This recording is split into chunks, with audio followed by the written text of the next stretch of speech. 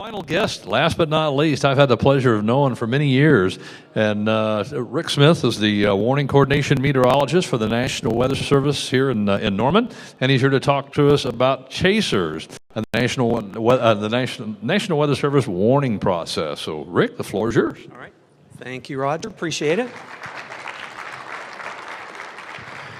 Thanks. I had no idea if we would be able to fill up 2 tables after lunch on the last day, but good crowd. So thank you for coming back. How's Norman been? Everybody enjoyed your stay?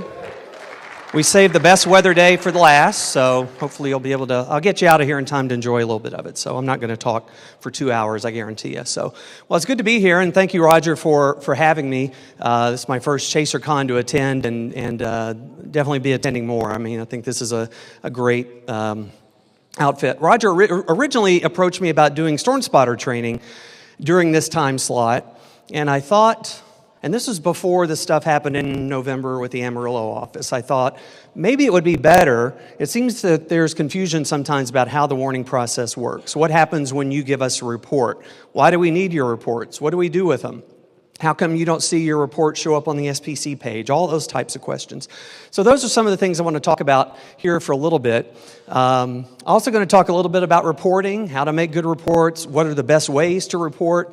And then one thing I did is I kind of polled my counterparts in the other offices in the Central and Southern Plains in the National Weather Service offices. I'm a warning coordination meteorologist.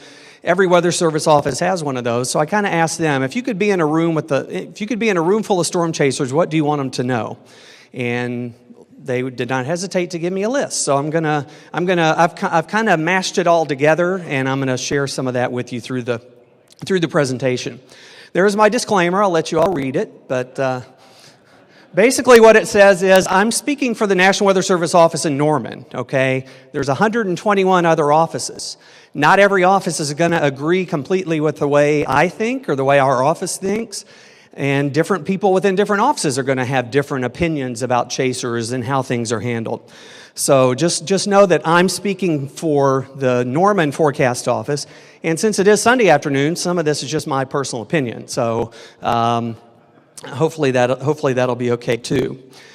I'm only here in the National Weather Service because I was just like you, passionate about severe weather. When I was a little kid, I was petrified of storms. I would sleep in my parents' room if there was even a chance of thunderstorms. It was an irrational fear, but like a lot of meteorologists, at some point the switch flipped, and it became a real fascination. And so as I got older, I wanted to get involved in it, so I wanted to be a storm spotter. The Weather Service told me, well, our storm spotters are all amateur radio operators, so I went immediately and got my license and got involved in that. And through my interactions and my involvement with storm spotting and amateur radio, I was able to get my foot in the door at the National Weather Service office in Memphis. Anybody from the Memphis area, North Mississippi? All right, good, thank you, good to see you. I got involved there. I got to be the Skywarn person. I got to be the coordinator, and I got to be the person they called when there was severe weather. And then as I got out of college, it just helped. So I would not be here without amateur radio, without storm spotting, storm observing. And I used to go chasing. Before I got this job especially, I would go chasing. We'd take a chase vacation and be out there for a week or two, usually around Memorial Day. These are a couple of the pictures from some of our storm chases. Actually, that top one is one where my daughter and I just drove up. I used to live in Fort Worth, and we just drove up to around Marietta, just in southern Oklahoma, and took that picture. And that other one is near Guthrie on June 13, 98. So if I was not working for the Weather Service, I would probably be sitting out there with you guys, because I'm interested in weather, obviously. You can't work here or live here and not be interested in weather. When we're looking at severe weather, this is what we see. You know, this is what gets people drooling and gets people excited. You see a moderate risk, you see a whatever, you see a tornado watch, and then you start thinking, okay, this is what a lot of chasers are thinking in their head on those days when they wake up and see a moderate risk. Am I going to see a tornado? Am I going to see a photogenic storm? But speaking for me, and maybe for some of you here too, and lots of other people I know that work in the National Weather Service, as passionate as we once were about tornadoes, and as much as we got excited just as much as you do about tornadoes, it's a whole different story when you're doing it as your job.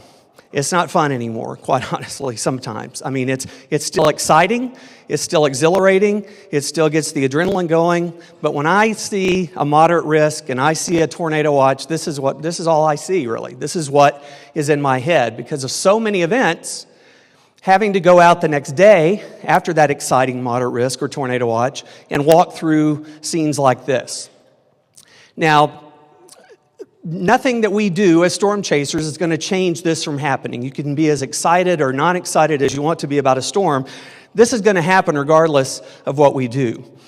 But just know that one of the things I want you to take away is the Weather Service may seem like we're anti-chasing or we don't like storm chasers, and nothing could be further from the truth. We'll talk about that as we go along.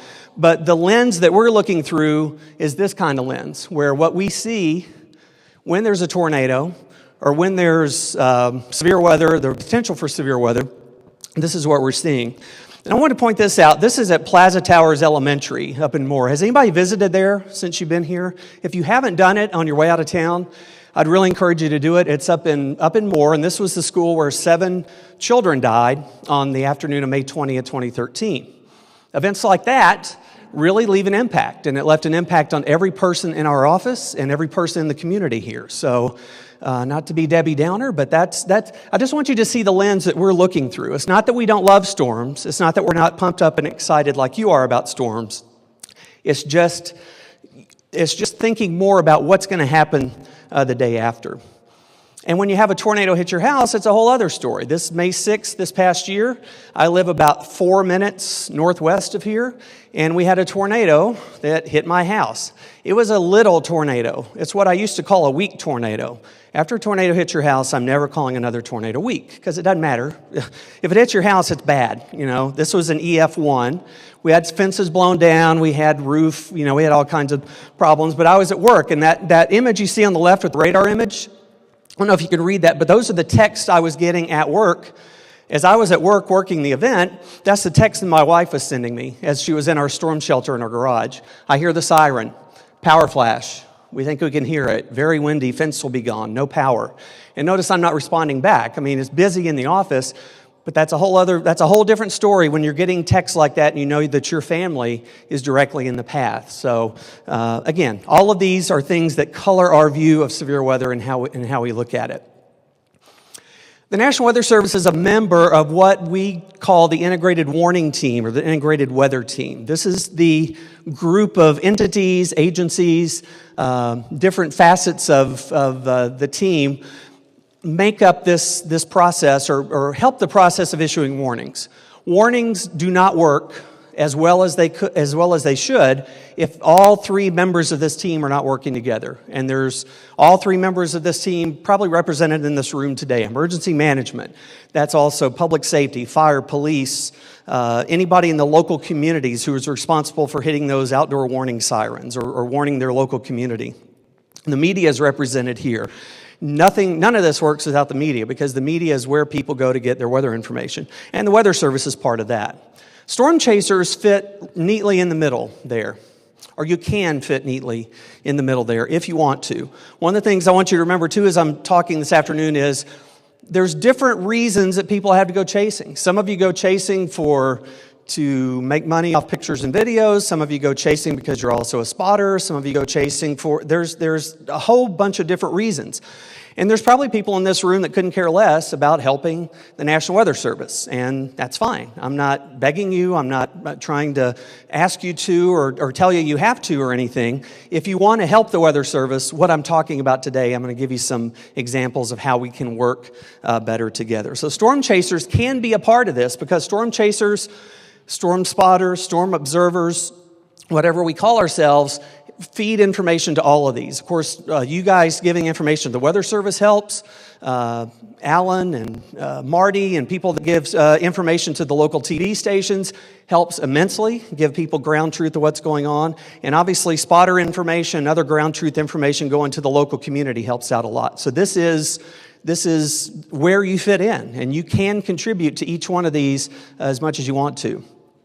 And I talked about spotters and chasers. There used to be seemed like there was a real sharp line between what's a spotter and what's a chaser.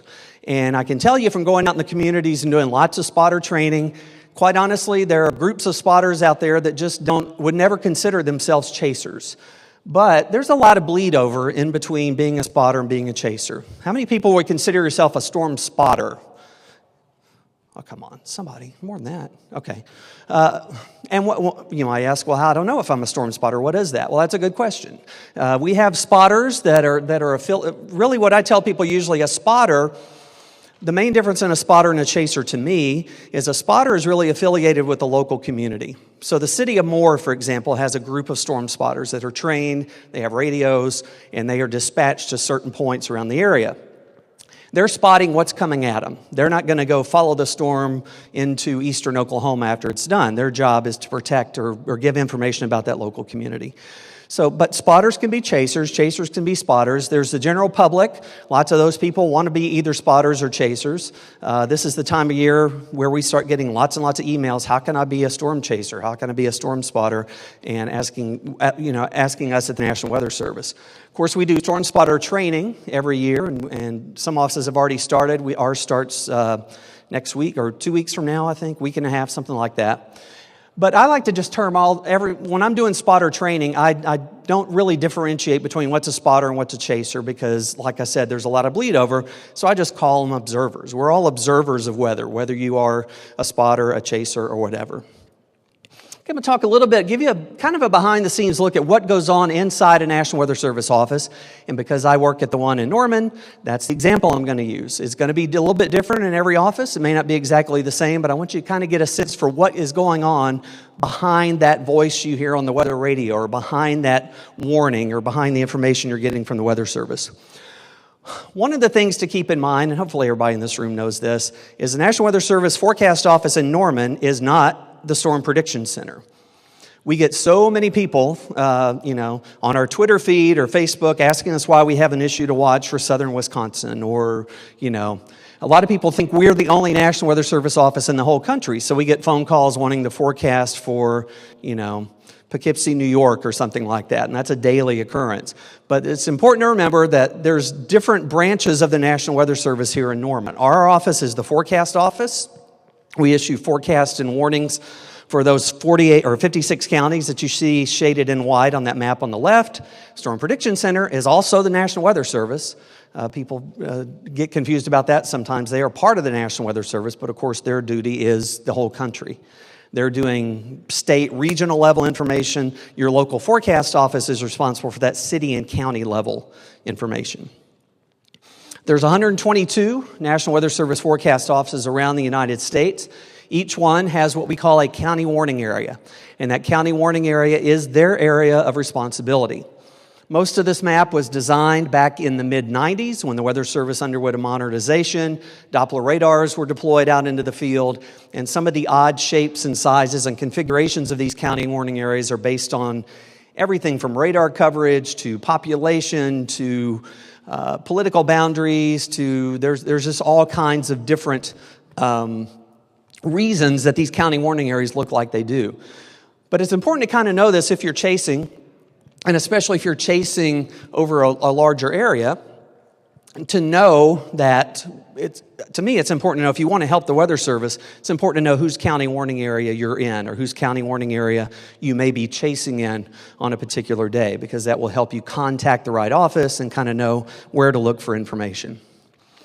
There are national centers that are part of the National Weather Service, and the Storm Prediction Center is one of those. There's also the Hurricane Center in Miami, the Weather Prediction Center in Maryland, Aviation Weather Center, so you can see them there. These are all National Weather Service offices as well, but they just have a different responsibility. We're the city and county level information. These offices are responsible for the whole United States in a broader sense. So how is a severe weather event staffed in an office? It's important to know that every Weather Service office has anywhere from, 10 to 12 forecasters that work. Usually we have 2 forecasters on around the clock, 24 hours a day. We are staffed for quiet weather. So if you went to our office right now, there would be 3 people there. Well, there'd be 2 people there right now and a third coming in here in a little bit. But that's the core staff. We're staffed for quiet weather, which means if we have bad weather, we've got to beef up the staffing. So we have to bring people in on their days off. People have to stay late. You may have thought you're getting off at 4 o'clock in the afternoon, but actually you're going to be here till midnight because of severe weather. That's just kind of a fact of life in the Weather Service. Management team goes out and works, so whatever it takes. But how an office is staffed depends on the level of the event. And in our office, for example, if it's a low-end event, maybe there's a few warnings we're issuing, maybe there's a watch, maybe there's not. It's just not really a big deal at this point. We'll probably just try to handle that with our core staff. So this is an example where we got 3 people in the office. You can see 2 of them there. There's a communications person off to the left side of the screen. We'll talk about that in a second. And then usually what will happen in that case is one person will kind of just take over the warning. So in this case, Mark is the warning forecaster. He's doing all the warnings, probably not that many. It's enough for one person to handle, and he's doing all the warnings. And then Scott would be the everything else forecaster. So he's doing all the routine stuff. Anytime there's bad weather, we still have to keep doing all the routine stuff. We still have to keep issuing the 7-day forecast and updating the forecast for all the airports in the area that we forecast for.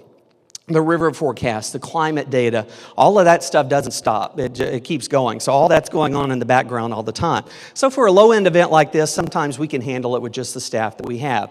If it gets to be beyond this, if there's more warnings or if something else is going on, we may need to bring extra people in. So you never know when you're out there what's going on in that National Weather Service office. And some Weather Service offices have more people than others. Some offices have had fewer people because of staffing shortages lately.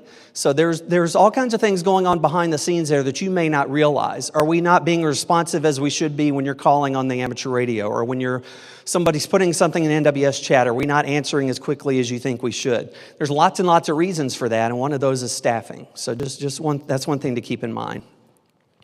If it's a big day, if it's May 20th, 2013, or May 6th, 2015, or pick a day, we're going to be staffed up. And on days like that, we arrange for staffing sometimes days in advance. For May 20th, 2013, for example, we had the staffing kind of laid out the Friday before that, several days before. We knew who was working, we knew who could come in on their day off, because we knew it was going to be a big day. So all of that is laid out. And in our office, there's not an empty chair in the office when it's a big day, because there are multiple warning forecasters, there's an information coordinator position that's staffed. And again, this is our office.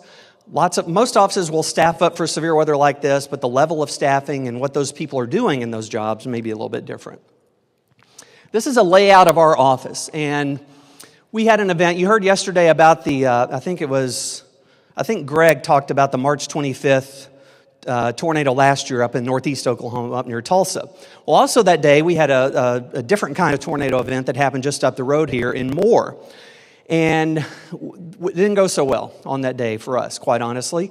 After that, we learned some lessons from that, and we rearranged what we do in the office. And one of the most concrete things we did after that is we made a seating chart.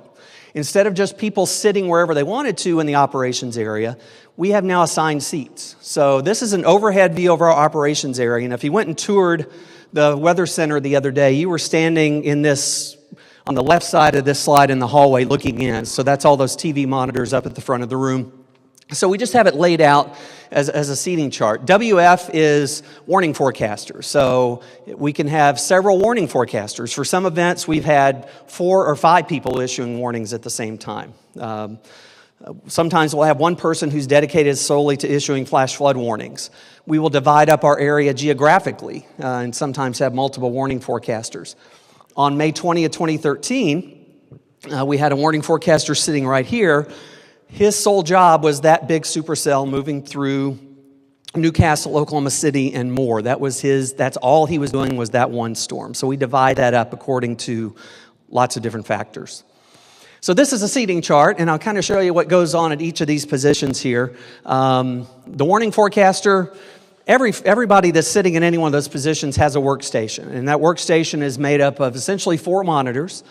And it's called AWIPS. In our office, it's AWIPS 2. The Weather Service is upgrading to the next generation computer system. But on that computer system, the warning forecaster can see every piece of weather information that he or she needs to do their job. Everything from radar data, and we're looking at every elevation angle of every radar we can see, including the terminal Doppler weather radars when they're close to the storms. We're seeing all the radar that there is to see. So in spotter training, I really hit hard that you don't need to call us and tell us what you're seeing on radar, because we're looking at it. I appreciate that you've got radar scope, or you've got GR, you got some tool that you want to you're trying to help, but there's really no need for that. So we're looking at all the radar, all the observations, satellite, computer models, everything is on that one workstation. And we have a program called WarnGen that we use to issue the warnings. So we have radar data, and we just draw the warning. And when everything's working correctly, it's less than a minute to issue a warning. From the time we decide we need to issue one until the time your pager, your cell phone or your weather radio is going off, it can be less than a minute. So that can happen very fast. Another position that we have in our office, and this is becoming increasingly common in more weather service offices, is what we call the information coordinator. This position did not exist 5 years ago. 5 years ago, we didn't have as much activity on Twitter and Facebook. We were not as active on NWS Chat, which is a chat room that's used to communicate between the media, the weather service, and emergency managers. We did not have all these other streaming options where we can watch you guys streaming video when you're out there. So this is a position that's in our office is kind of a catch-all. And I took this picture one day when I was working in that position, and this is my view. And we're seeing on the left-hand side, that's four columns looking at Twitter feeds and watching information on Twitter. The next little column right there is the 4 Oklahoma City TV stations. We now have a way on all of our PCs in the office where we can just watch those stations there. I have radar, we have NWS Chat. That's where we would be talking to the Weather Channel if they called in to do an interview. So this is an extremely important position these days. It's an extremely busy position, and we've actually had to have information coordinator number 1, number 2, or number 3. One of the things that we did with the information coordinator is they used to be over here in the corner with their back to the operations. After March 25th, we moved that information coordinator right here. So they are face to face with all the warning forecasters, and one of the things the information coordinator does is acts as the spokesperson for the office in NWS Chat. So we really want one person talking for the office when there's severe weather in NWS Chat, and that's that person, and they're able to communicate very quickly. They hear warning forecaster number 2 mumble something about, I think I'm going to have to issue a warning on that storm moving into Canadian County. We can put that in chat. So it really has enhanced things quite a bit. The communications area is on the other side of the office, and that's where chances are if you call our office to report severe weather during severe weather, that's the area of the office where somebody's going to pick up the phone and talk to you. That's where our meteorologist interns typically work. We have meteorological technicians that work over there, but that's a full-time job. We have I think now 6 different amateur radios there. We have an 800 megahertz radio for the state. That's where the weather radio is controlled, 13 transmitters. All of that is going on in that communications area.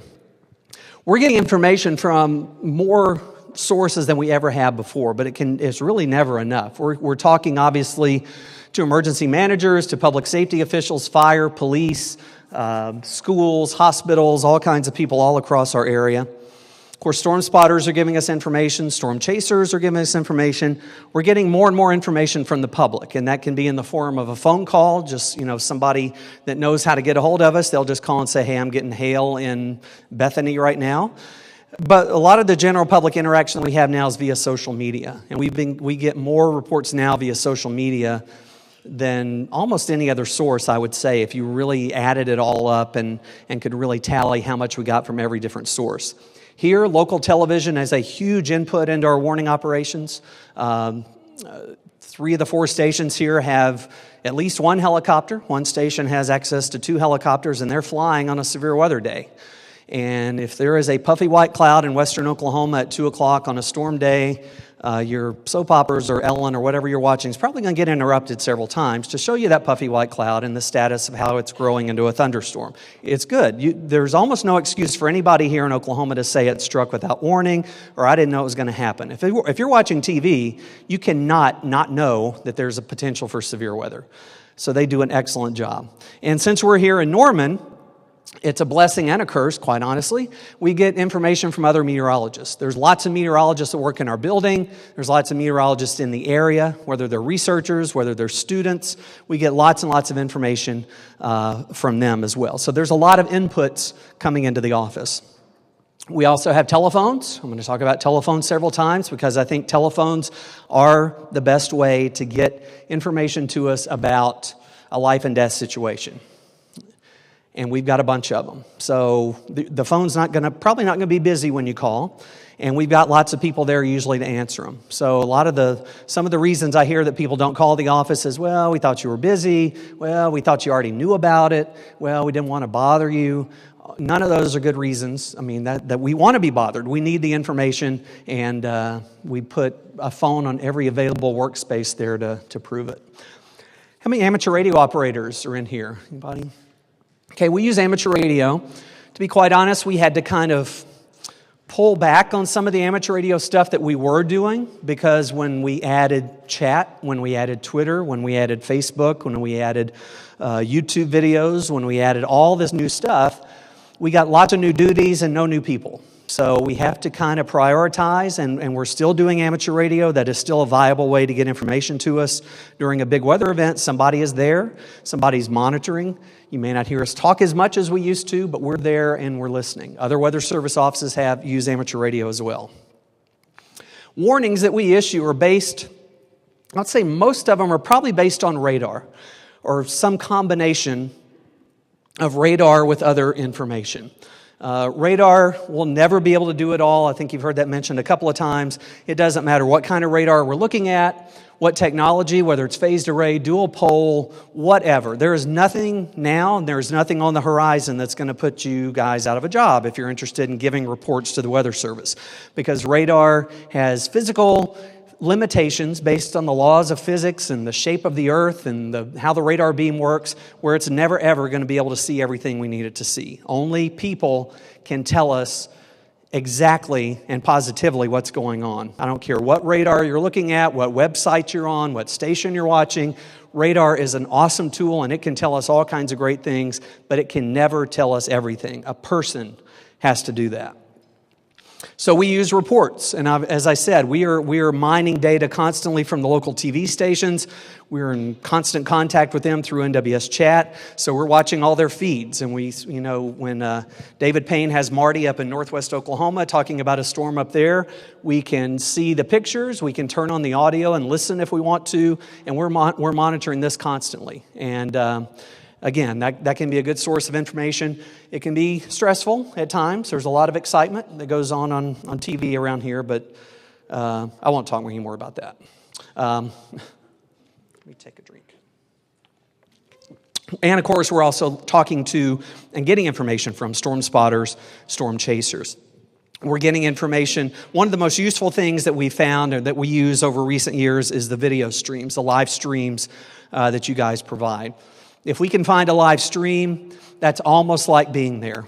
And I can't tell you how nice it is to be able how glad we are when we see that there's a stream on a storm that we're really worried about. If it's around Oklahoma City, that's probably not going to be a problem getting pictures of it. But if there's storms in Oklahoma City and there's storms in southwest Oklahoma, we're not going to probably get as much TV coverage on the storms in southwest Oklahoma. That's where those streams come in extremely handy. And we've used them a lot. We've had multiple people viewing the streams at the same time. We've actually called chasers on Spotter Network and said, hey, which way are you pointing? Could you move the camera a little bit, face southwest? There's another storm or something. And they're very shocked that we called them, first of all. And second, they're very helpful whenever we do that. But that I can't speak enough about that. That's a huge asset for us. And, we go out and train storm spotters every year. But quite honestly, some of the spotters are not as committed as you guys are. You guys are committed. You're spending your money, your resources, your time, your relationships, all the other stuff that you sacrifice to do your hobby. You're more interested in severe weather than maybe a volunteer fireman is in some small town in Oklahoma whose boss makes him go to a spotter training once a year and he has trouble staying awake through the whole thing. So I would much rather see a Chaser video stream of what's going on so we could kind of look at it and see what's going on ourselves versus having to get a verbal description from somebody who may not be as experienced or as interested as you are. So the decision then comes, okay, how do we know when to warn? To warn or not to warn, that's the question. Well, there's a variety of inputs that go into the warning process. There's many different things that we are thinking, or many different factors that factor into whether or not we issue a severe thunderstorm warning or a tornado warning. Radar data is one piece of that puzzle, but that's not the only piece. You can have the most outstanding looking radar presentation of a big fat hook echo, but if the environment's not right, then it's probably not going to produce a big tornado. So radar can't do it all. We're also looking at the environment around the storm. We're looking at the Oklahoma Mesonet observations to show us what the winds are doing, what the moisture is doing, what the temperatures are doing. We're looking at all of that. The storm history plays into what goes on or if we issue a warning. Quite honestly, forecaster experience and intuition. We've got a lot of people in our office that have been here for a long, long time, and experience cannot be overrated. I mean, you'll never see everything. Every severe weather event we see something we've never seen before, and it's kind of exciting and disturbing at the same time, but experience does make a difference. We also think about, there's models. You've been to storm spotter training, you look at stuff on Spotter Network. There's conceptual models of what a classic supercell looks like and where the tornado should be in that storm and where the RFD is. Those models are in all the forecasters' heads. We're also thinking about what the expected weather impacts are from that storm. Now, my office is not going to hesitate in issuing a warning because the storm is in the middle of nowhere. We are going to issue a warning if we think the storm needs a warning, and we do not take into account the fact that there's 2 cows and a coyote out there somewhere in western Oklahoma. We're going to issue the warning if it's needed. There are cases where, there's different variables that go into it, and it could be that we might issue a warning a little quicker if it's 3 o'clock, or the storm's going to impact a city at 3 o'clock when school's getting out, or there's other factors that go into that warning decision making that don't show up on a radar screen. We also think about the warning impacts. What's going to happen if I issue this warning? We're not just thinking about the weather, we're thinking about the warning, because I'll show you in a second, warnings have consequences themselves. And then we're obviously looking at ground truth. Ground truth is what you're giving us, what's actually happening. And it all depends. There's questions that we have to answer here. Well, who made the report? Do we know who this person is? Do we believe the report? Does it make sense? Is it consistent with other reports that we're getting? If there's a storm west of Oklahoma City and we're getting quarter-size hail reports and then all of a sudden somebody reports small cantaloupe-size hail, that's probably going to jump out at us. So we may not jump on that report immediately. So there's all kinds of things that are going on. So I know there's a lot of armchair meteorologists. I know there's a lot of people that are sitting there looking at radar scope and going, what in the heck are they waiting on? That's obvious there needs to be a tornado warning on that. Remember, there's a lot more going on than you can see or that you could ever know. We look for the preponderance of the evidence when it comes to issuing, especially a tornado warning. In my mind, you have to prove to me that there's a tornado there, not the other way around. So we're looking for evidence that there's a tornado there. And I can tell you, speaking for our office, probably a lot of Weather Service offices, we're very rarely going to issue a warning based on one piece of information alone. If there's one report and radar doesn't support it, and we're getting no other information, or the report is, or if there's confusion about anything about the report, then that may cause a warning to not be immediately issued. But we're looking at the preponderance of the evidence. We're looking at how many things are there. Now, the preponderance of the evidence, these decisions have to be made. You don't have 15 minutes to sit there and write out a flow chart and say, well, the pros and cons of issuing a warning are this. You have to do this in seconds in your head. So it's done very quickly. It's done on the fly. And in our office, especially for any tornado warning decision, it's almost always a group decision. It's almost always a 2 people turn their key to launch the missile kind of thing. Not exactly, but kind of. It's a very collaborative process. So if any one of those warning forecasters is thinking they may need to issue a tornado warning, there's discussion that goes on right before that happens to be sure that, do we really need a tornado warning for that? What are the impacts of that warning? How big is the warning going to be? Who's going to be impacted? Those types of things. Warnings themselves have consequences, and we saw from Chris's presentation this morning and from the El Reno stuff on yesterday that just the fact that a warning is out can have impacts. If people do what we want them to do when a tornado warning is issued, we are disrupting people's lives in a very major way if a tornado warning is issued. Factories shut down, schools put children in hallways, all kinds of things happen. People's cell phones go off, sirens go off. It's a big deal. A tornado warning is not something we take lightly. We do not want to issue one if we don't have to. We want to have a warning out before a tornado happens, and most of the time we do, but there's cases where that doesn't happen. But we do know, and one of the factors that goes into deciding what to do is what's going to happen if I issue this warning. Or if we issue this warning, does it need to come all the way into the city of Norman, for example? Can we wait a little bit longer because we don't want to set in motion all these things for a situation that's very marginal or we have low confidence in? Another thing to keep in mind, and I think you know this about warnings, is when you see a warning, it's black or white. There's a tornado warning or there's not a tornado warning. But the probabilities of tornadoes can vary widely. So there's some tornado warnings that the Weather Service issues where we are 100% sure there's a tornado because we can see a picture of it or we're getting good reports. But there's sometimes we issue a tornado warning and there's a lot lower probability, 30% maybe. I don't have an exact number, but it just depends on the situation. So not all, we're kind of hampered by the fact that there's only one kind of tornado warning really. I mean, it's a tornado warning or it's not. But our confidence in that tornado actually happening can vary dramatically. And there's work going on to find ways to better convey that information down the road, and I won't get into that, but that's some of the things like facets and some of the things in the future that we may see changes to the warning program.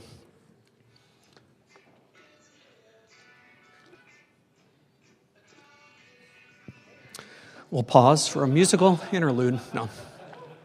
That was perfect timing.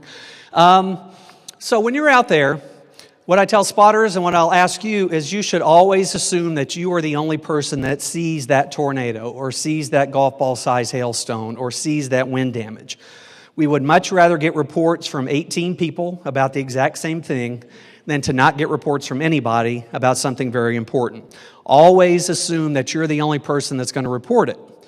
Because even if there's 15 other cars lined up on the side of the road looking at the exact same tornado, you may be the only person that's able or willing to report it. So always assume that you are it, that you are the only person that knows that's there.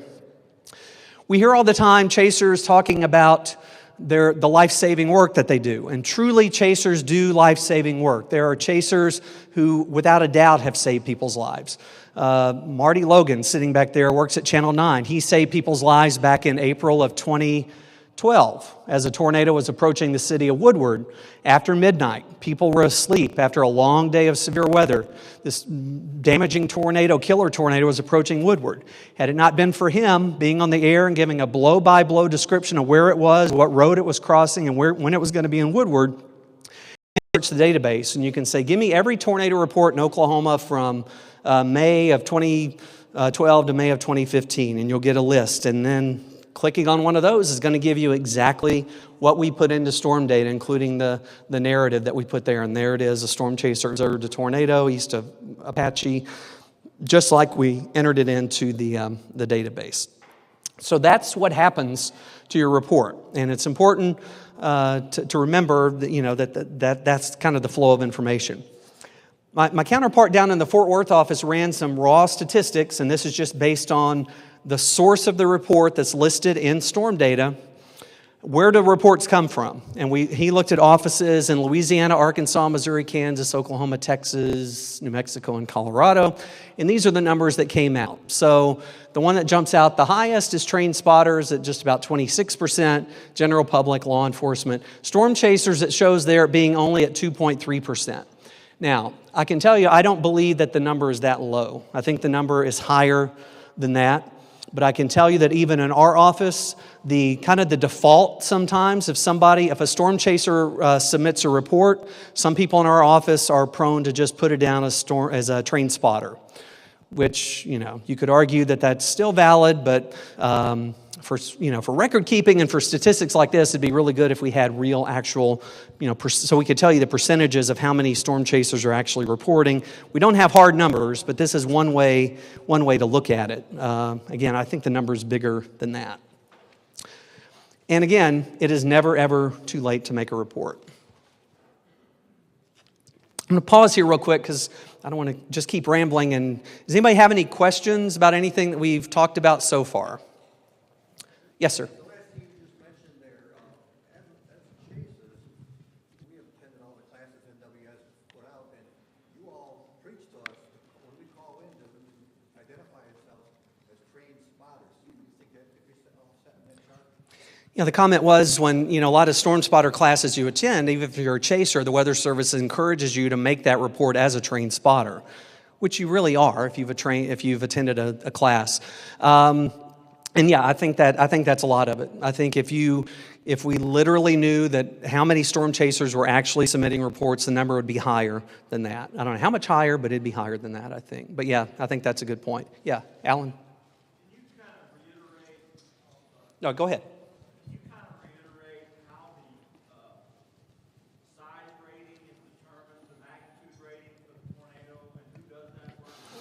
Okay, that's a great point. The size of the tornado, the magnitude of the tornado, ultimately it's up to the warning coordination meteorologist and the meteorologist in charge of each office to make that determination. That's part of storm data. When we certify storm data, we're certifying the EF scale rating, the tornado width, the tornado path length, and all of that. That is done, the local forecast office is responsible for that. Now, we get assistance from other people. Like in our case, we had such a busy May last year, we were not able to go out and do all the surveys. So we did some virtual surveys, and some of you in this room probably helped us with that, where we had to go and look at pictures, look at video, and piece things together. But it's the job of the local office to make that EF scale determination, how wide the tornado was at its widest point, what the path length was, what the beginning point was, the end point was. So that's the local office. Does that answer? Yeah, I mean, that sometimes takes place 60 days after. Oh yeah, there's been plenty of cases where we didn't rate the tornado. There was tornadoes from May this year where we didn't really rate them until July. I mean, because of workload, because of evidence that we didn't have until then or whatever. It's physically impossible to go, for us, in our office especially, to go survey on the ground every single tornado. So we're collecting information from a variety of sources and using that to rate it. But yeah, it may not be immediate. Often it's not immediate. The only way it's going to be immediate is if we're highly confident or if we go out and do a survey. And even then it can change. I mean, we've rated, let's see, what tornado was it? It was the Elmer-Tipton tornado that Tim Marshall showed yesterday, that big tornado down southwest Oklahoma. That was rated EF2 for a long time, but we eventually found evidence to bump it up to an EF3. So it can happen later. That's a good question. Hold on. Alan? We understand the integrity of your office. Many of us work under your jurisdiction here. I do have a question relating to, and I'm not picking on any spectator, but you'll see on the SPC report a red dot showing a tornado in Missouri, and the story report will say sheriff found a tree in a road and they counted it as a tornado. How come all the weather officers don't share the same integrity as this office? Next question. No, I'm just kidding. There's 122 different offices, and there's 122 different bosses in those offices, and 10 different forecasters in each of those offices or more that are doing that. It needs to be more standardized and more consistent, and consistency is a huge thing that we're working on in the Weather Service, but it's not. So you're going to see things different from office to office. You're going to see some offices that are very, very liberal with calling something a tornado in an LSR or on the SPC page. Some offices like us are a little bit more, sometimes annoyingly strict about it. But it varies. I don't have a good answer, but there is a wide variance out there what you're going to see. That's a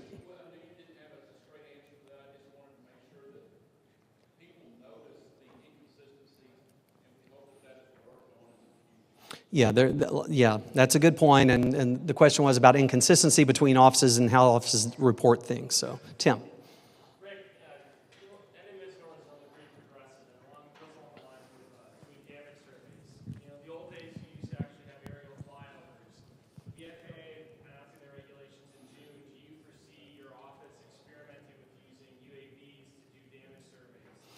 Question was, do we expect the Weather Service to use UAVs or drones in damage surveys? I'd be all for it. I mean, we don't have any plans. We haven't bought one yet, but I know a lot of our emergency managers across the area that we serve are starting to look at drones for damage analysis and for all kinds of other analysis. It's amazing what they can do. But I can see that at some point. I mean, we've used drone footage from other people to help us with damage surveys before. So, yeah, I can definitely see that. Yes? How do you handle the public seeing a report or seeing a photo or video claiming it is a tornado? Say, claiming it's the Moore tornado, it's actually a tornado from 5 years ago, or putting water in a bag and freezing it, and it's, hey, I have this 3-foot hailstorm myself. How do you verify what's legitimate and what's not? Okay, the question was, how do we verify or vet public reports? Like a public, this has gotten to be common with social media. Somebody will find a tornado picture from 5 years ago and post it like it's happening now. Or the example you cited sounded bizarre, but it's exactly what happened. Somebody froze a bag full of water in their freezer, and it came out looking about the size of a cantaloupe, and they passed it off as being a hailstone, and it made it to CNN.com, and it made the rounds. Unfortunately, people have a lot of Photoshop talents or skill or time on their hands, and that's going to happen. We have to just look at that like we have for decades. When we get a public report of anything or an anybody report of anything, we have to determine the validity of that if we can. And it's done through, does it make sense? Having people with a lot of experience. Like I've been able to pick out tornado pictures that I knew were not that day and immediately say that. And we won't call the person out on social media, but we will try to educate people that that's what happened. A couple of years ago, somebody photoshopped a supercell from Wyoming or Montana, I can't remember where it was, and put it over the city of Lawton, which is about an hour southwest of here. And so we did a split screen on our Facebook page and said, hey, look what this, you got to be careful what you see on social media. Sometimes you don't know. Sometimes, and I'm going to talk about that in a second, that we're getting an increased number of false reports into the Weather Service offices. Sometimes you don't know, but we just have to look at everything we can. Does the picture look familiar? Does it make sense? Does the report make sense? And go from there. Yeah, exactly. Let's see. I'll do two more and then we'll move on. Michael? Just to kind of comment on what you were talking about, I work in media in Tulsa, and again, we get those false reports. The Sand Springs tornado on March 25th of last year, somebody had photoshopped an image of a tornado behind the BOK Center, which is the arena in downtown Tulsa, and that made the rounds across social media. We at our station have trained our producers hopefully very well that when we start getting emails, and when we're in severe weather mode, our emails they fill up. I mean, they just fill up with pictures, videos from viewers, and we train them to, before they put something on our website, to have us take a look at it if we have time. And we have 4 meteorologists on staff, and like Rick was saying, we're in severe weather. There's very few images or pictures that we have not seen from years ago that we can pretty quickly filter out what is false and what is real. Yeah. And often it's a team effort. It's just people looking at it and saying, well, that looks a lot like the Chickasha tornado from May 24, 2011. And, oh, yeah, there's that picture. So, yeah, one more back. Yeah. You talk about the importance of every report that you get. From our standpoint, when we're out there and you've got a major outbreak going on, 5 cells, tornado warning, maybe 3 or 4 on the ground, the last thing we feel like we want to do is call you with a quarter-size hail report. Good point. We want to be able to give that to you, but we want to do it in a way that is the least bothering to you guys possible. We would always probably go to something like SevereStudios or NWS chat. At the same time, you say it's never too late.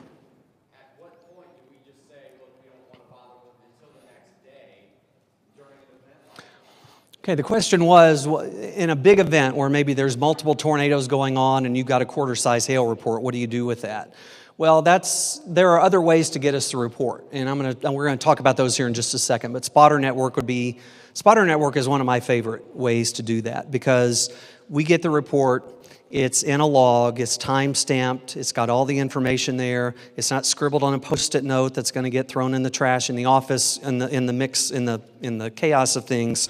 And so yeah, we have to kind of triage that, and we have a hard time sometimes with our storm spotters convincing them of that. We've had, mile-wide EF5 tornadoes going through the city of Oklahoma City, and somebody's jumping on the amateur radio reporting nickel-size hail somewhere, and it's like, thank you, but no, not right now.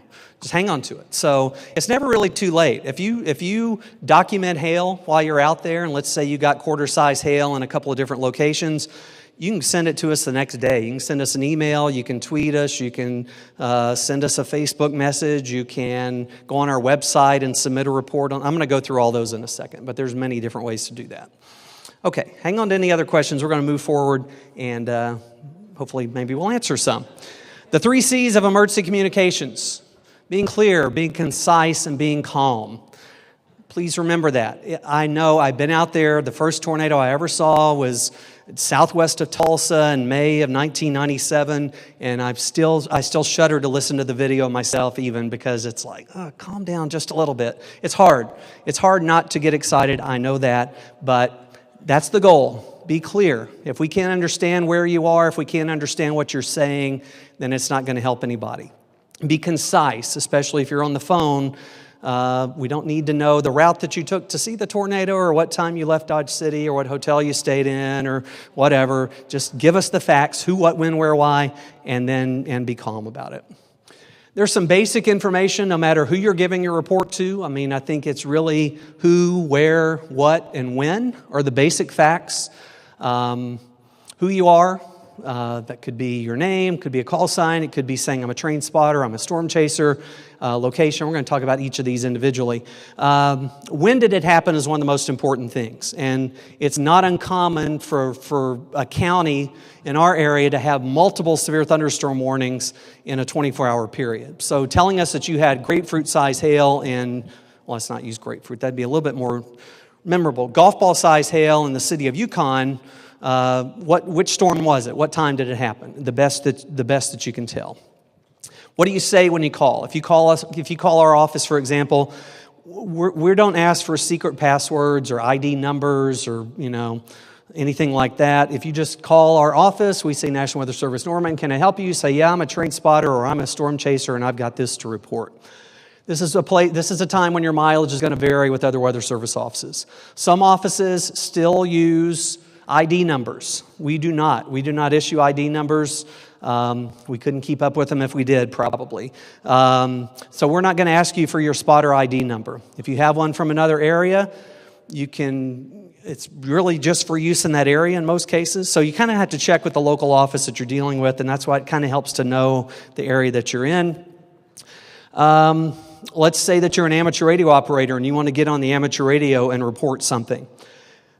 In some places, that's harder than others. And I don't know if it's still like this, but when I lived in the Dallas-Fort Worth area, those amateur radio nets down there were pretty tightly controlled. And it was very difficult just to get on there as somebody driving through the city and report something. I don't know if it's still like that. So again, that's going to vary. One important thing to remember, and this is one of the things that came out of the Amarillo November, I don't know, we need to name it something, but give it an acronym. But the lesson that we were reminded of back then is, don't assume that we know who you are. Don't assume that we know anything about you, your experience, your reputation. It's not a slight to you. It's nothing that you should be offended by. It's just physically impossible for everybody in our office to know every chaser out there, and which chasers have more experience, and which chasers, are much more likely to give an accurate report than others. I don't know. It's just impossible. I think I kind of keep up with some of that stuff a little bit, but I still don't know. There's still names that pop up all the time that I don't have any idea who they are, but it turns out they're very experienced. So don't assume that. You have to kind of assume that we all know nothing. So just tell us, let us know who you are, and don't assume that your report automatically should carry extra weight because of something that we have no way to know about. A disturbing trend over the last year, especially in the National Weather Service, is these false reports that we get. The easiest way for most common people to get us a report is just to go to our webpage. There's a button there that says, click here to submit a storm report. You fill out the information, you hit submit, and it alarms on our computer workstation. It looks like that. So that left-hand side image is what we would see on our computer workstation. Everybody gets an alarm just a minute or so after someone issues or submits that report. What used to happen was when people would submit a fake report is it was pretty obviously fake. They would report a tornado where there wasn't a storm. They would report, bowling ball size hail, or something really ridiculous where it was obvious what it was. Now what people are doing is they're able to sit at home with radar scope or GR or the internet or whatever. They know where the storms are. They know where the warnings are. And they're submitting reports that are realistic reports that are very confusing to the local weather service office that look legit. We have actually responded or dealt with some of these by issuing an LSR or issuing even a warning before on some of these. What happens is when you submit a report like that, it includes the IP address of where that report came from at the bottom of it. That gives us some way to at least see if we can see if it's legitimate or not. This particular report on the left, when we looked it up, it came from New Jersey, not Blaine County, Oklahoma. Now, could it be they have a cell phone that's registered in New Jersey? I don't know exactly how all that works. It's not foolproof, it's not perfect, but I do want you to know that your reports coming into our office are in the mix with a lot of new problems that we're having, a lot of questionable, flat-out fake reports. We've traced some of these down. There was a teenager in Nashville that was doing this over recent years, and I'm pretty sure after the FBI visited the house and talked to the parents, I think he was grounded from the computer for a while after that. This is a federal offense. This is an FBI kind of visit knocking on the door if you're caught doing this. This is providing false information to a federal government agency. I don't know what the exact charge is, but nobody here is going to do this, but I'm just saying this is what we're working with. When you call us, we may have just had to deal with 4 of these just before that. So that's another reason why it's no offense to you, but we don't automatically jump on anything and just respond to one report because we're dealing with a whole mishmash of stuff in the office. Few reminders from spotter training about how to report. When you're reporting your location, report it so that we can find it on a map. You can give it, the range and distance to the nearest town or city. You can give us the nearest intersection. We'd rather you not read off lat longs over the phone or something. That's a little bit cumbersome. You can say, hey, I'm on Spotter Network. Here's my ID. That's a good way to do it. We can see where you are from there. But just be clear about where you are. For example, do you think it's a good idea to say, I'm 5 miles west of Oklahoma City? I'll answer that for you. No, it's not. Because what does that mean? Oklahoma City is like the 3rd or 5th largest city and area in the United States. If you're 5 miles west of Oklahoma City, are you telling me you're 5 miles west of the western city limits, of the center of town, of the post office? What? So it's better, especially in and around large cities, to give specific locations. Interstate mile markers, intersections of roads, even county roads. I'm in Highway 81 and Ruta Road, whatever, that type of thing. Those types of locations are best. It's important if you're reporting a tornado or a wall cloud or a funnel cloud that you give us both your location and the direction, distance to whatever it is you're reporting. This is where it gets difficult to estimate distances. It's hard for all of us, I think, to estimate how far away something is. But this is one of the most common foul-ups that happens when reports are handed off from person to person to person. And somebody may say, I'm 2 miles west of El Reno and I see a tornado 7 miles to my northwest. Well, by the time it goes through several people's hands, there's either a tornado in El Reno or a tornado 7 miles northwest of, or southwest of El Reno or whatever. So giving your location and the location of the thing you're reporting is important. Spotter Network is, like I said, one of my favorite ways to get information. There's a lot of benefits to using Spotter Network. I think it's easier on your end, if I'm not mistaken. I've never made a report through Spotter Network, but Spotter Network gives us the information. And what happens when you submit a report in Spotter Network, You don't have to know that you're in the Norman County warning area. It knows your location, and it will direct your report to the local office. Now, this is a screenshot of one of our severe weather days this past May in NWS chat, and the yellow boxes with red text are kind of how we set ourselves apart so the media and anybody else can see that we're talking in there. You can see up at the top, there's lots of Chasers report large tornado, Chasers report this. So we are getting information in. Those are from TV Chasers. I'm pretty sure we're putting that in there for everybody's benefit. But what happens when you enter a report in Spotter Network is it pops automatically into NWS chat. And that's kind of what it looks like. They changed the language on this past year, and it used to say something different. Now it says, not confirmed, not for media release. This is still going to pop up on the Weather Channel. Somebody's going to read this on the Weather Channel 5 seconds after they see it. Just because it says not for media release doesn't mean they're not going to release it. But they're not supposed to, because the reports that come in here are unfiltered, they are unverified, and we've had instances where lots of excitement was caused when somebody reported a tornado in here that it wasn't one of those maliciously false reports. It was a confused report, and there was no tornado there. But it created a lot of unnecessary excitement when there was not really a tornado there. So keep in mind, if you're in Spotter Network and you submit a report, it's going in NWS chat. And everybody from the Weather Channel to CNN to Weather Service headquarters to the Storm Prediction Center to anybody that's on chat sees that instantly. We've gotten some really good information from this before. Most of the reports that we get through Spotter Network are excellent. There's still some in there that they're not perfect. There's still some in there that we have to kind of think about. Amateur radio, kind of already talked about that, but amateur radio will vary depending on whose county warning area you're in. In our area, we have a network of repeaters that feed into usually net control stations. We typically don't talk to individual spotters or chasers on the radio, but that's going to vary depending on where you are. Okay, what about reporting on Twitter? Well, we know there's downfalls to reporting on Twitter. You can report things on Twitter. I would stick to Twitter for things that aren't immediately life-threatening, because a couple of things to keep in mind. The Weather Service may or may not be watching Twitter constantly. We may or may not know that you mentioned us to give us a report. We may not see it. It may get buried in a stream of information that's there, so you can't count on us seeing every tweet.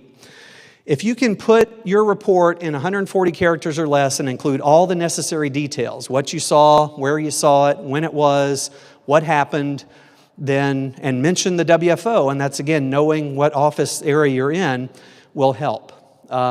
Giving the time, the location, what you had. Pictures are great. Twitter is pretty good, I think, for if you've got quarter-size hail or something. Maybe that's if you have no other way to get it to us, that's a good way. It's not the best way, but we do get lots of information from Twitter, lots of general public type information. We are.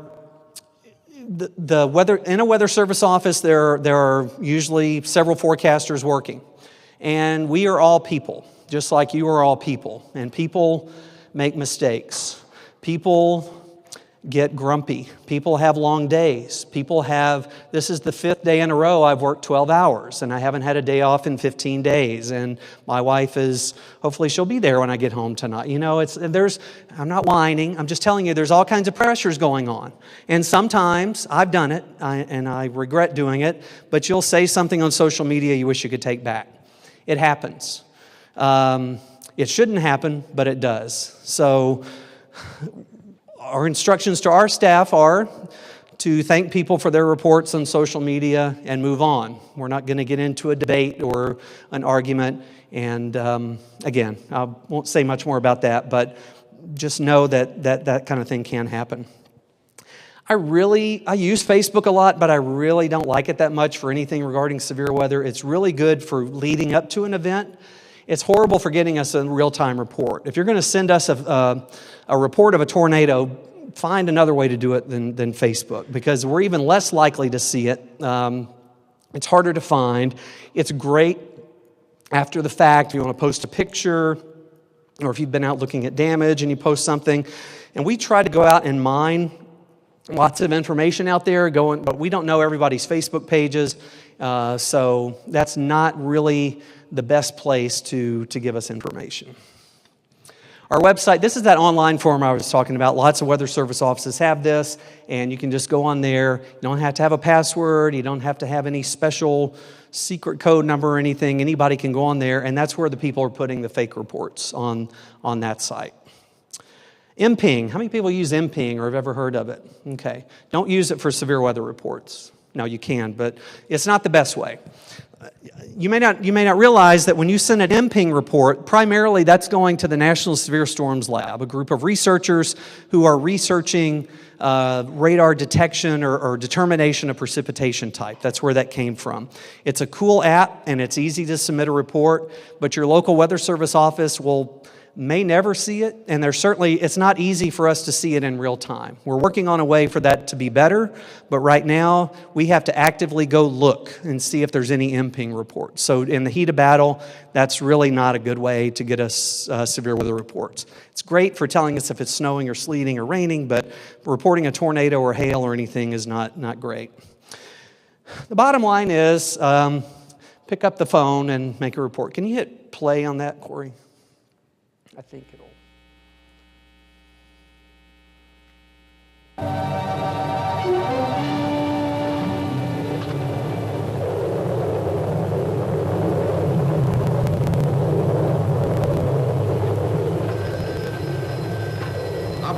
Operator, this is an emergency call. I want the Elmville Weather Bureau, Main 2100. He knows the number and everything. This is Brummett, Mr. Powell. Tornado about a mile east of the Winton pumping station. Moving fast your way, northeast. Yes, the bottom is touching the ground. So, if you got a tornado report, really the best way to get it to us, if you can, is picking up the phone. That involves knowing the phone number. That involves knowing which weather service office you're supposed to be calling. I don't have solutions or answers to all those problems today, but I just want you to know that it is the best way for tornado reports.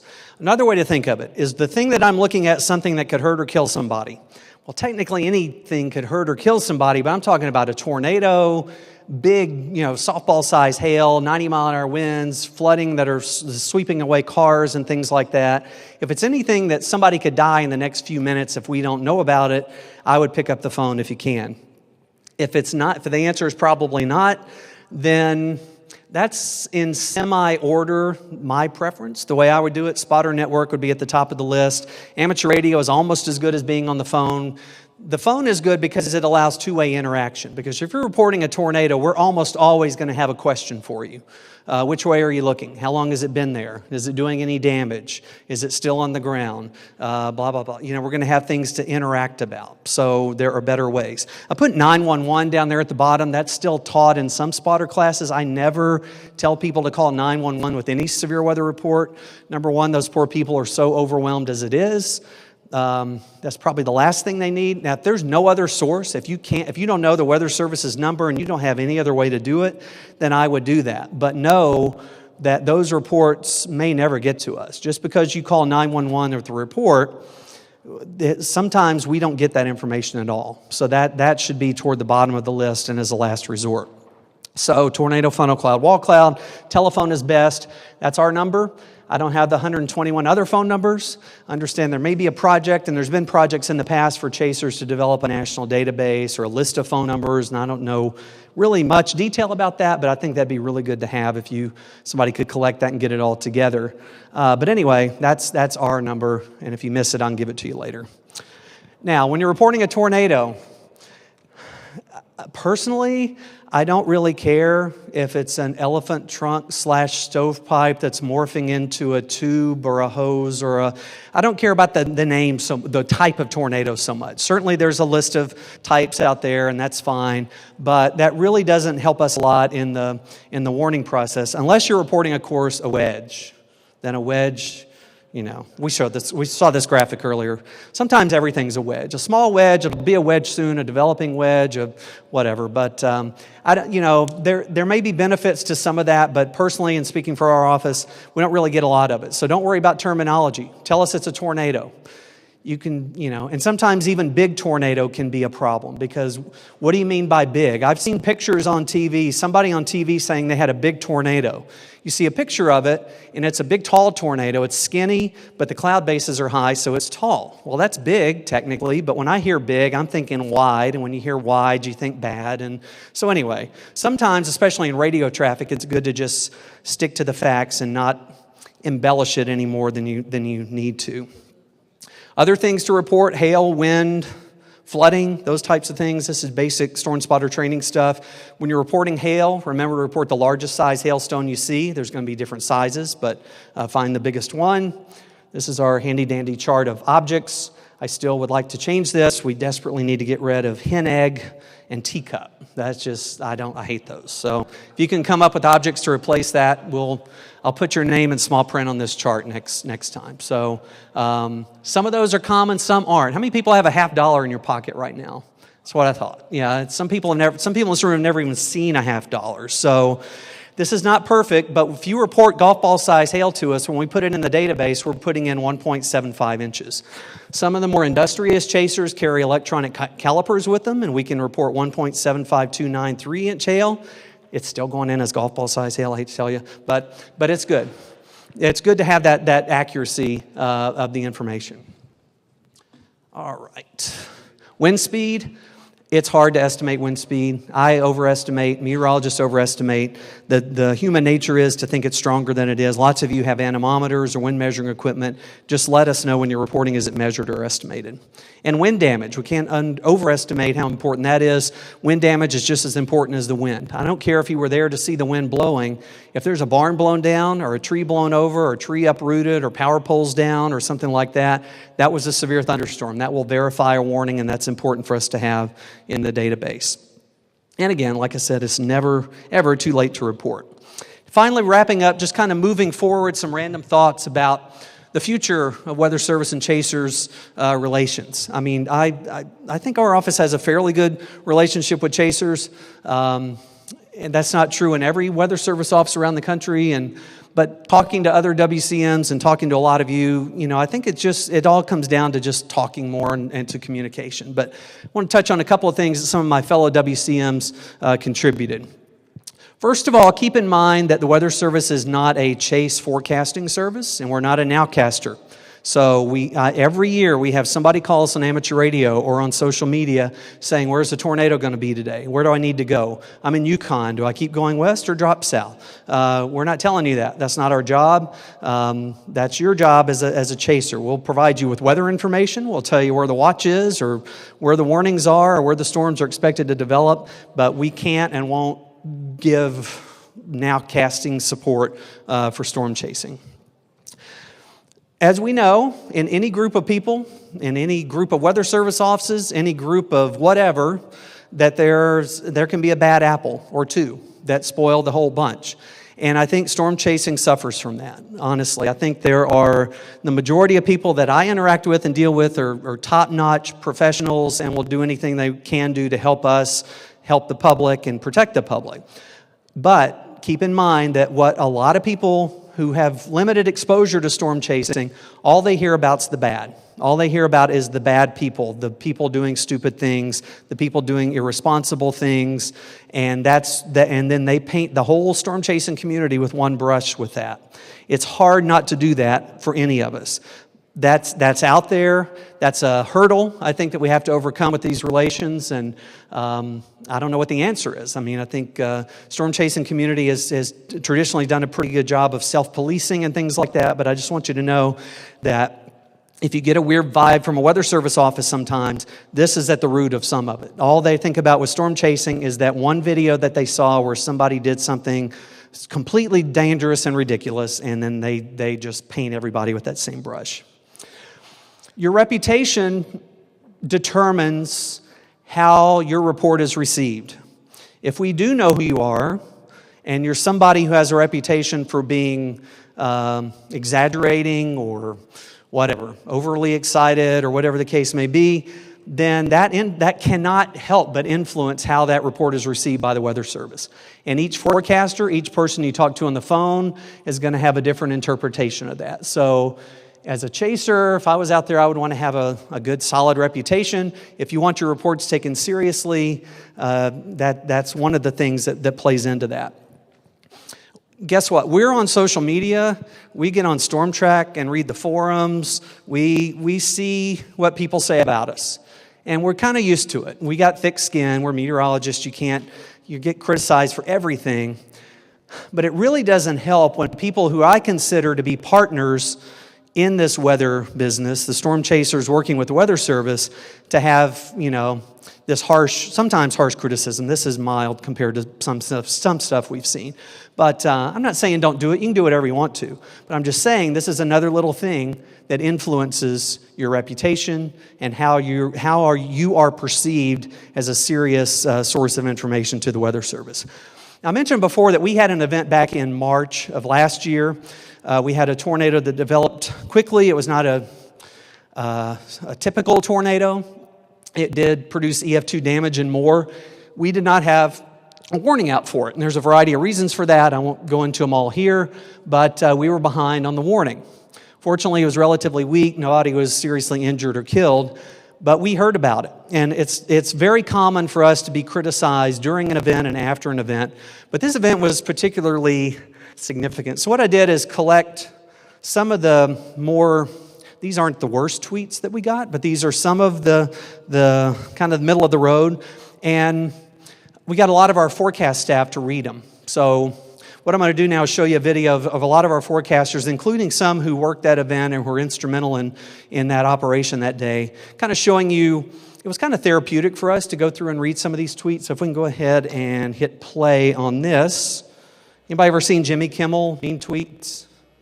Okay, this is the Weather Service version.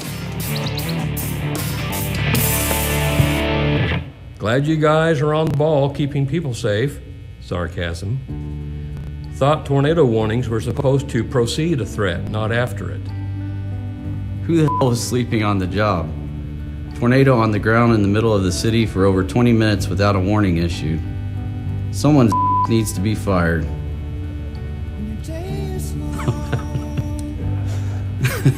I have decided that none of us know what a storm is capable of, including you all. Good try, though. I think they need to go back to school so they know what a tornado looks like and what ingredients it takes to form one. All those years of college down the drain. What the hell is wrong with you? This is not a game to see how long you can hold out. Do some evaluations and fire the idiots who do not understand the purpose of your job. Maybe they should just watch the local weather guys instead of their radars. Even my wife could have issued that tornado warning. Even my dog could have done that. This better not happen again. I'm very ashamed. This is appalling. Well, your dog can apply. The National Weather jackasses didn't even issue the warning until after it dissipated. Gee, thanks for the heads up, chumps. Epic fail. Obviously, this proves that no matter how advanced technology gets, a warning is not always possible. Oh, it's possible. They just have some lazy employees.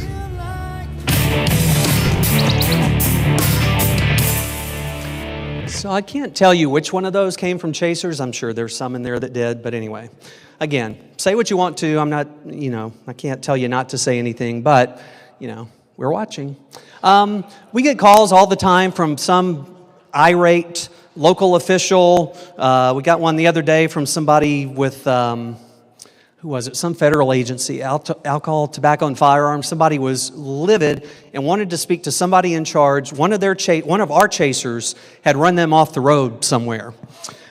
We don't have chasers, by the way, if you didn't get that. But what people see is when you're one of those vehicles that's got NOAA and Weather Service and Severe Storms Lab and Skywarn decals plastered all over it, people don't know that, they think, well, if it's got Weather Service all over it, it must be a Weather Service vehicle. My request is don't do anything that makes yourself look like a Weather Service vehicle or Weather Service chaser, because there's no such thing. I can tell you from interacting a lot with local officials, with emergency managers, Highway Patrol, sheriff's offices, police. I think all of you know this, but there are some serious issues with the chaser community and the local officials in certain areas. Some states are worse than others.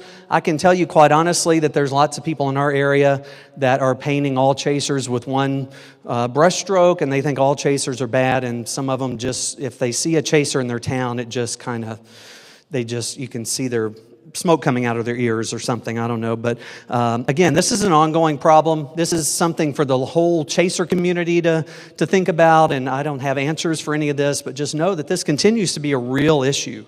And just know that that's, I don't know if it's an image problem or whatever, but again, I'm just being honest with some of the things that we wanted to pass along that we know about. I know that there are problems sometimes with storm chasers. Sometimes storm chasers get a little perturbed when the Weather Service asks them for video, especially if we're wanting you to give us a free video when you're trying to sell them, and we're not just going to buy it from you. We want you to give it to us for free. I try not to ever ask for a video, but I can tell you, if you are willing to provide images and video, we make good use of it. Our training materials, whether it's online, whether it's our in-person training that we do, whether it's our webinars, national level, local level, is made up in large part of storm chaser video and images that have been donated or we've been allowed to use.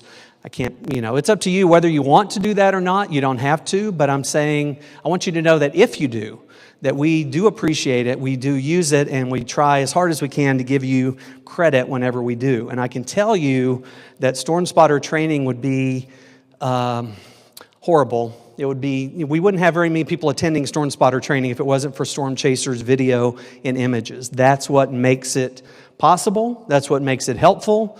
Not too long ago, we were lugging around 35 millimeter slide projectors and showing still images, and we might pop in a VHS of Terrible Tuesday or something to give people motion. Now, some storm spotter presentations are almost entirely video, like Chris's earlier today is a good example of that.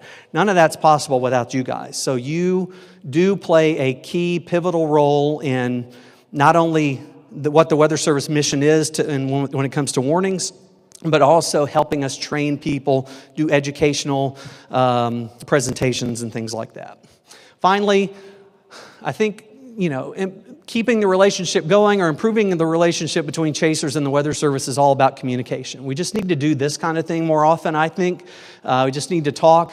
If you're going to be in a Weather Service area, see if you can stop by the office. Get to know the local warning coordination meteorologist there. Again, there's going to be people that have strong opinions about chasers, but I think there's a lot of misunderstandings about chasers too. One of the things that it would be good to do is the warning coordination meteorologist in each office is kind of the external contact. We're kind of the external relations, sales and marketing. We deal with everybody outside the office, from the TV meteorologist to chaser spotters to emergency managers, public safety. So they're kind of your contact person in a local office. And what you can do, there's a URL there for the Storm Ready website. There's a United States map there. Clicking on any one of those states will give you a separate page that opens up that gives you a map of that state. You can see the county warning area of each Weather Service office in the state of Kansas in this example, and then you can see the names and contact information for the 7 warning coordination meteorologists that take care of all those counties. So again, this is a good way to make contact if you want to. Again, not everybody's going to be interested in doing that, but if you want to and you want to get more involved or get more a better relationship between your local office, then that's one way to do it. All right, I think that is all the slides I have. So I'll take any questions if we have. I lied. I said I wouldn't talk till 3. I almost did, but any questions that we didn't cover yet? Or yes.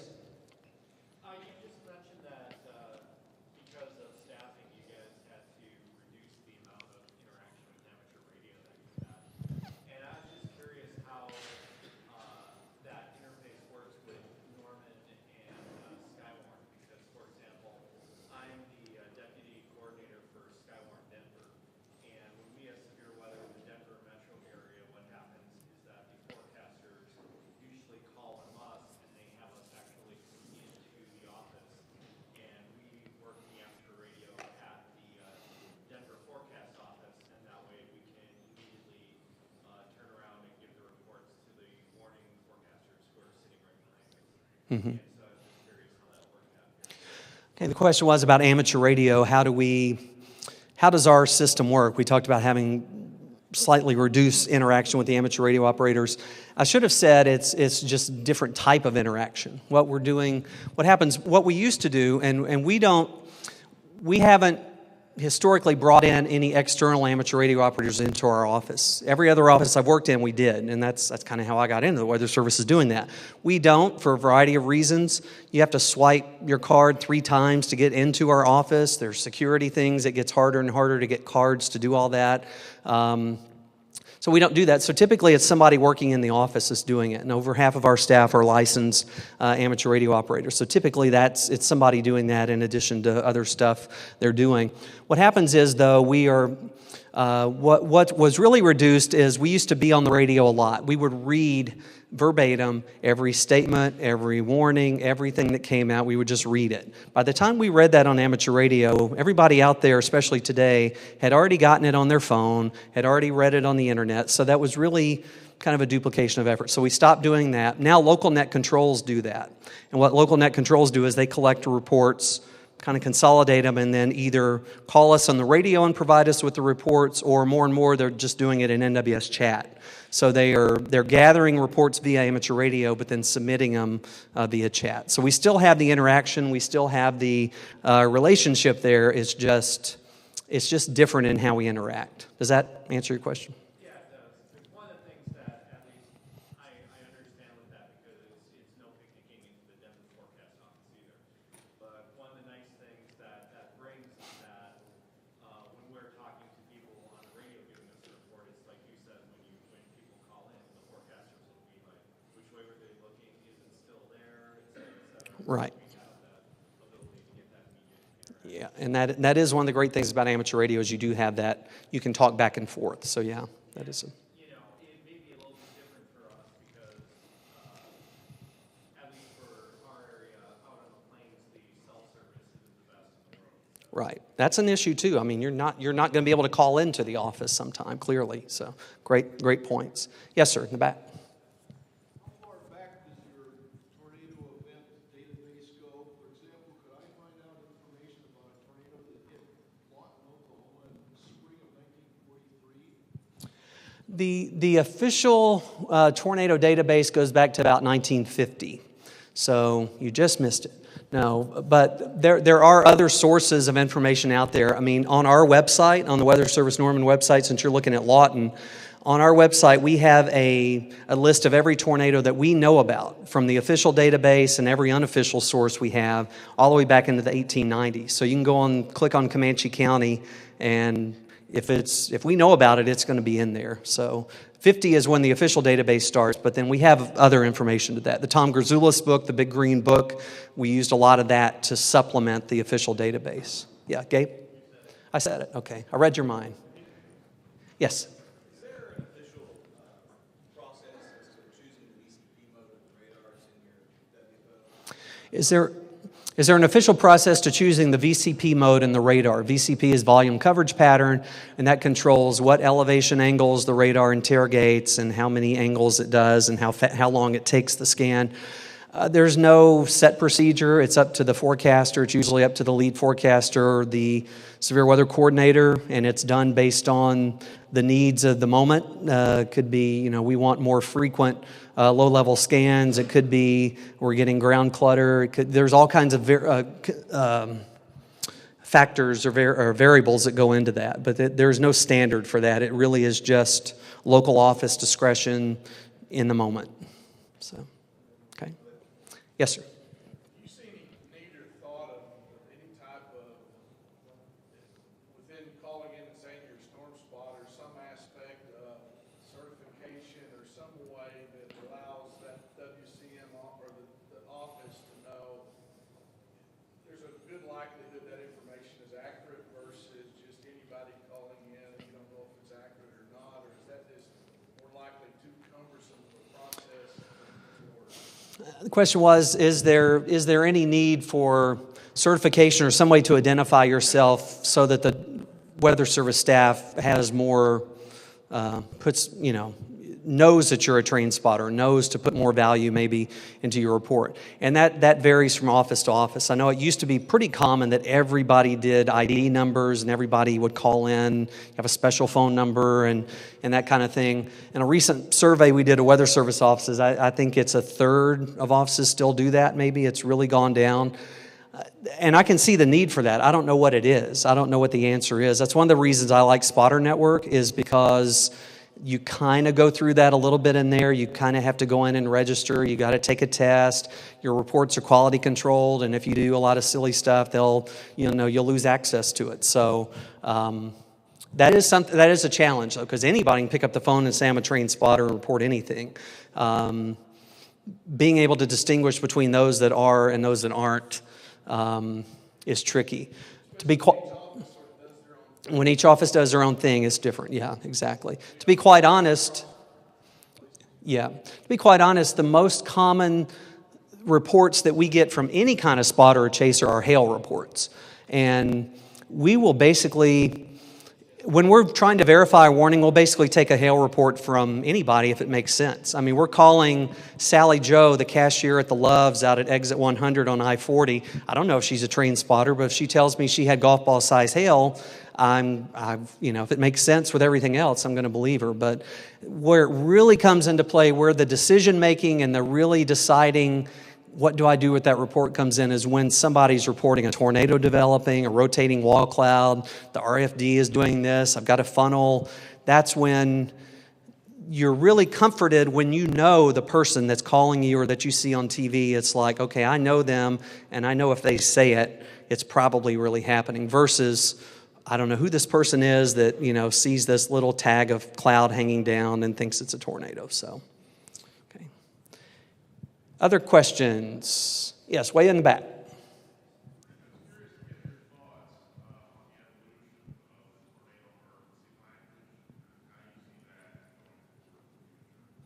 Okay, the question was thoughts on the tornado emergency language. If you're not familiar with how that was born, tornado emergency was born on the evening of May 3rd, 1999. My current boss, David Andrew, was working in the Norman office, helping issue warnings, and a bunch of tornado warnings had been issued through the day, but when this big tornado was coming into the metro area, they were looking for something to shake people by the shoulders and say, look, you've been through a lot of tornado warnings today. This is different. You've never been through something like this. And he just pulled out of the air the word tornado emergency. It was never intended to be a thing. It was never intended to be a policy by the Weather Service. It was just something created in the moment. It's been used a lot since then. Some would say too much in some cases, but now it's a thing in the Weather Service. Now, if you go into the severe weather warning chapter of our rule book, there's a whole thing on tornado emergencies and when you're supposed to issue them and what they mean. People verify them. People criticize them if we issue when there's not a damaging tornado with one. And it's really one of those things, in my opinion, you don't want to use it unless you're sure. We tell our forecasters when we're training them on which kind of tornado warning to issue, if you have to ask what kind of tornado warning to issue the baseline, just the normal tornado warning. You will know if it's time to issue a tornado emergency in almost every case. So, I don't know. I think those should just be reserved for the most obvious, deadly kinds of things. Now, I'll tell you, May 6th of last year, we issued a tornado emergency that included the city of Norman. That tornado knew that we issued that evidently and just completely evaporated. And the storm did something else. And by the time it got out, it was like, oh, never mind. It's not really, forget we said that. But that does happen. But I think it should be, oh my God, we really mean it this time. You better do something. And when we say emergency anything, the whole point of it is to get people's attention. And when we put in chat that we're going to put the tornado emergency language on this next warning, all the media keys in on that and gets attention. We issued our first flash flood emergency this past spring, and that was like, oh my God, it must really be bad. They've never done that before. So if you do it every spring, then it's not going to work. I'll tell you a story from May 20th. My boss and I were both working in the office, and we were getting ready for severe weather. We had issued the severe thunderstorm warning for the storm that would produce the Moore, Newcastle, Oklahoma City tornado. And he came over to me, knowing where the storm was and knowing the environment, he came over to me and said, he wanted me to look up in the rule book how we're supposed to issue a tornado emergency, which is really funny because he's the one that invented it on the fly, and now we're having to look in the rule book to make sure we don't screw it up if we have to do it. And we had to do it, but we did it right because he thought ahead and we looked it up in the rule book. But anyway, does that answer your question? Okay. Any other questions? All right. Well, I appreciate the invitation, appreciate being here. I hope it was helpful. Thanks for staying, and I'll hang around a little bit if anybody has any other questions.